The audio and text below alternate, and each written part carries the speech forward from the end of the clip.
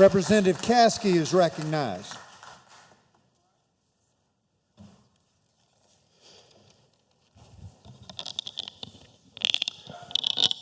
Long-time listener, first-time caller. Is that right?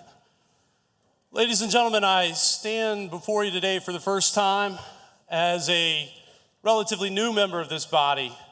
I feel very honored to be in this chamber, so rich in its history, its walls, 150 some odd years, steeped in greatness. Today, though, we stand to deal with an issue that this state has been denied leadership upon from the executive branch. And I want to talk to you about three things. I want to talk to you about this bill. I want to talk to you about this body. I want to talk to you about the veto and overriding it and what this vote can mean.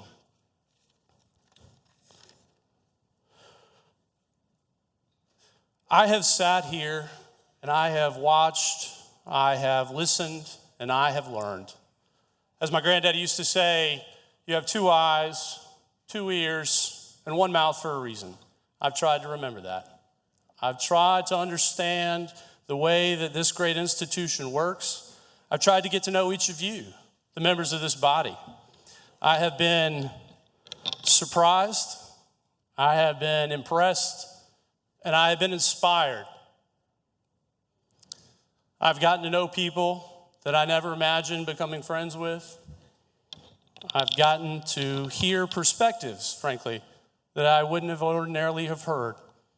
People like Todd Rutherford, a guy whose brilliance is sometimes just overshadowed by his boisterousness. A man whom I've shared many a vigorous debate in committee, but one whom I've learned an incredible amount from. Somebody who's put his arm around my shoulders and said, this is a better way. I've learned from people like Greg Delaney, a man whose spine is stiff as steel. People like Coach Hayes, whom I don't even know that particularly well, and yet I feel an utter fear of letting down. His integrity stands above reproach. Mike Pitts, the same could be said. I've gotten to know some pretty fantastic and impressive women here in this body. Women like Shannon Erickson, Mandy Powers-Norrell, Heather Crawford, Chandra Dillard, and many more. I've learned from you about what leadership is. I've seen powerful orators like Wendell Gilliard. I've heard people with experience like Weston Newton, Gary Simmerl. I've listened to zealous advocates like Rita Allison, Gilda Cobb-Hunter. My friends on the right, some of our staunchest conservatives, Mike Burns, Eric Bedingfield, and others.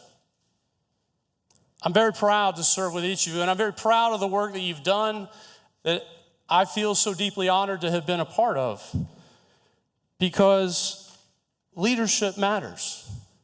Leadership matters, and what we're getting from downstairs is not that. It is not leadership. Again, as a new person here in this body, many of you don't know me particularly well. But I have served in the Marine Corps in combat in Iraq and Afghanistan. I've worked in management consulting in North Alaska, helping the biggest companies in the world become more efficient. And I've seen leadership there in those contexts, and I've seen leadership here in this body, in this chamber. People who are willing to work together. People who are willing to suggest solutions. And I want to be very clear about this. I'm not here to denigrate anybody who is not for this bill. You have worked hard. You have had your voices heard. I've heard men like Dan Hamilton suggest a different way. In the end, though, this is a legislative body where we have to compromise. And this bill an ugly baby, as it's been called, is indeed that. It is a compromise of compromises in the interest of South Carolina. You have considered alternatives. You have fleshed out those details and worked so very diligently to come to this bill, House 3516. It started in Act 98 or Act 275, and you've heard ad valorem, in toto, ad nauseum. But as Winston Churchill once said, democracy is the worst form of government except for all the others. And so when I saw the governor's message last night, frankly, it upset me very deeply, because what this is not leadership. This is not leadership. And I wanted to address you today, and I hesitated to stand up here after the speaker,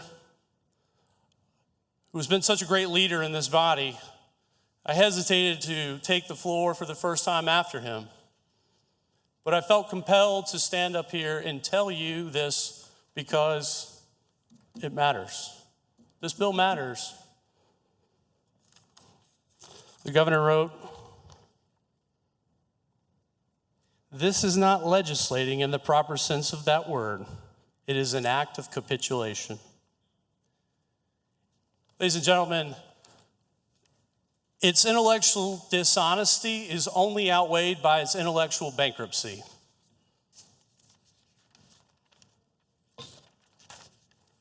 The governor had notice.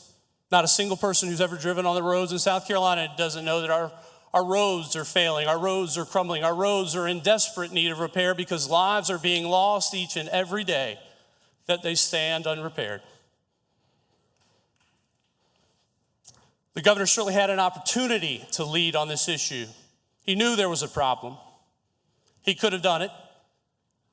Any of these folks on the back wall, the media, would have been outside the governor's office with so much as a tweet. He didn't do it. The governor could have said, "Ladies and gentlemen, in my executive agency, in my Department of Transportation, these are the efforts we're going to undertake to make this agency more responsible, more efficient, and deliver a result." But he didn't do that. He chose not to. He chose to remain silent. He chose not to act. He chose not to lead.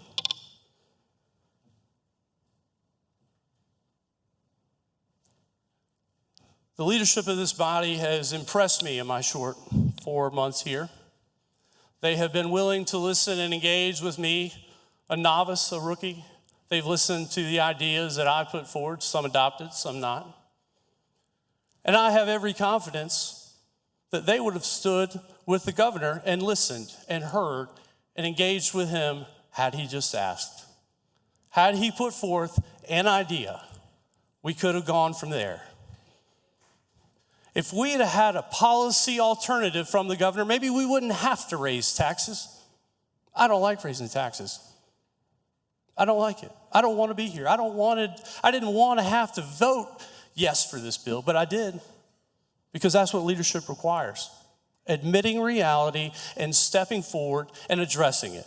What it is not is cowering below, hiding behind political pablum, waiting on somebody else to fix it because you were worried about your own career.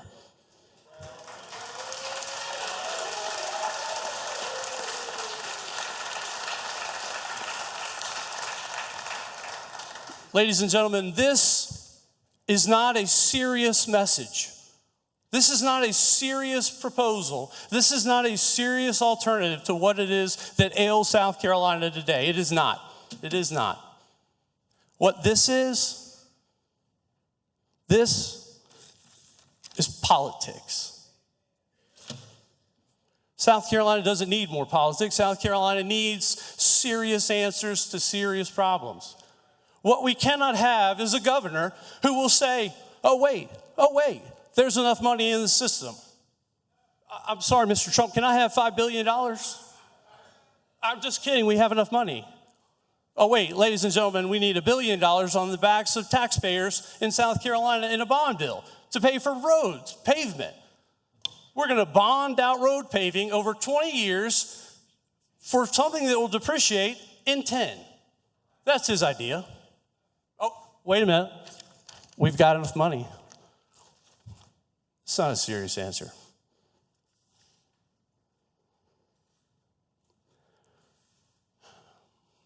For those who may be crafting political ads against me for this vote that I'm about to take, I want to direct you to one thing, and that is the votes that I took yesterday. Because that is where I said that I believe this answer, 35-16, is the best answer.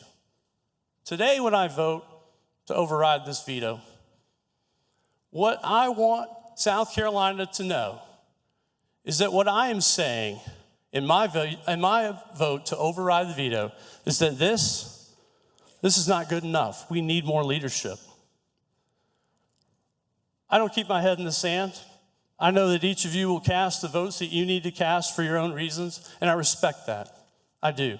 Because I know you've been engaged. I know you've been willing to put forth alternatives, and in the end, whether your idea won or lost, was included or not, you were engaged. You led. And that makes me so very proud. But I ask that you at least think about the possibility of using your vote to override this veto as a way to say to South Carolinians and the rest of the world that we deserve better. We deserve leadership, and you can take this message and keep it.